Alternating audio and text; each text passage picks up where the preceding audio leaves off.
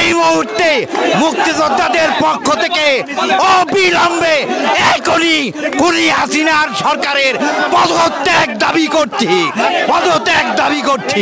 বিগত এই কদিনে অনেক তামাশা করেছেন।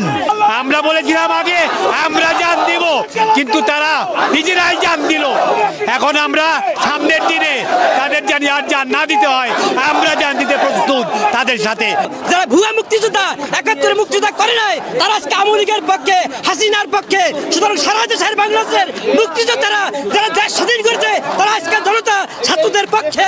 এই কথা আমরা বলতে পারি আপনাদেরকে, আমরা হাত দিয়ে গল করে হাত দিয়া। যে পর্যন্ত ছাত্রদের এই দাবি, আমাদের জনগণের ভোটারদের দাবি মানে না হইবে, সে পর্যন্ত হাসিনার পতনের পর্যন্ত আমরা শেষ পুজো দিয়ে আবার রক্ত দিয়ে আমরা মাঠে থাকবো ইনশাআল্লাহ। আমরা মুক্তিযোদ্ধারা কোনো কোটা চাই না, তবুও আপনারা এই কোমলমতি শিশুদের বুকে গুলি করিয়েন না। ৭১ থেকে এই পর্যন্ত আমাদের যুদ্ধ থেমে নাই। আজকে বুকটা ভরে যায়, কিন্তু আমাদের কান্দাও আছে, গন্ধনও আসে। এত অল্প বয়সী প্রাণের ধ্বংস হলো।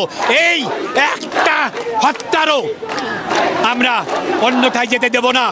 আমরা ৭১-এ যেই যুদ্ধ শেষ করতে পারি নাই, আমরা এই আমাদের কোমলমতি ছাত্রছাত্রীদের, শিক্ষার্থীদের মাধ্যমে সেটা আমরা ইনশাআল্লাহ পূরণ করব।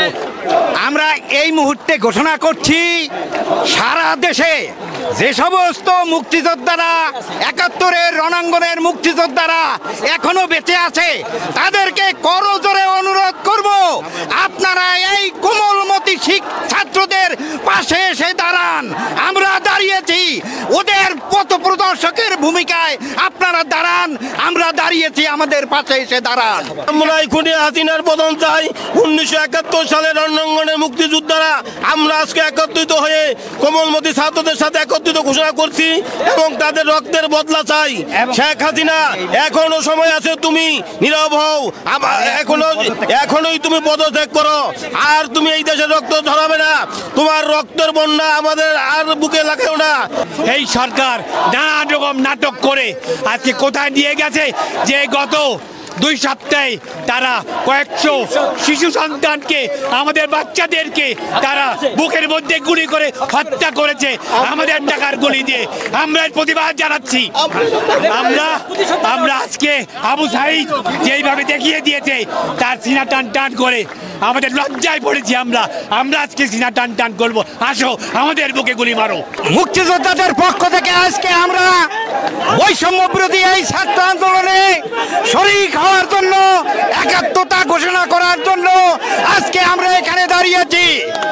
আমরা মনে করি আমরা সেদিন যুদ্ধে গিয়েছিলাম কোনো কোটা বা সুবিধার জন্য না, আমরা দেশটাকে স্বাধীন করার জন্য সেদিন যুদ্ধে গিয়েছিলাম।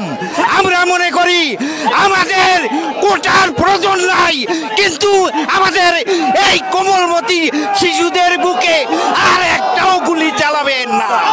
এই আন্দোলনের যারা নেতৃত্ব দিচ্ছে, তাদের ইচ্ছা মতন যতক্ষণ পর্যন্ত সবকিছু না চলবে, ততক্ষণ পর্যন্ত আমরা রাজপথে থাকবো। আমাদের সন্তানরা জীবন দিতে শিখেছে, আর আমাদের কোনো চিন্তা নাই, আমরা আছি তাদের সাথে। এই দেশের ছাত্র ছাত্রীদেরকে তুমি আর একটা গুলি চালাবে না।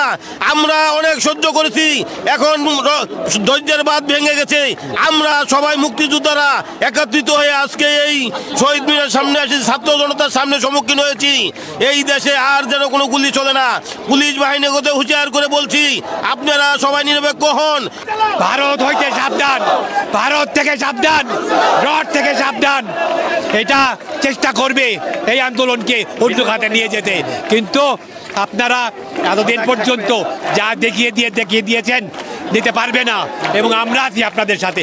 আমরা ভাবি নাই আমাদের সন্তানরা এইভাবে নামবে, এইভাবে তারা ৭১-এর মতন জান দিতে প্রস্তুত থাকবে। আমাদেরকে তারা এই অভিভূত করেছে, আমরা তাদের কাছে কৃতজ্ঞ।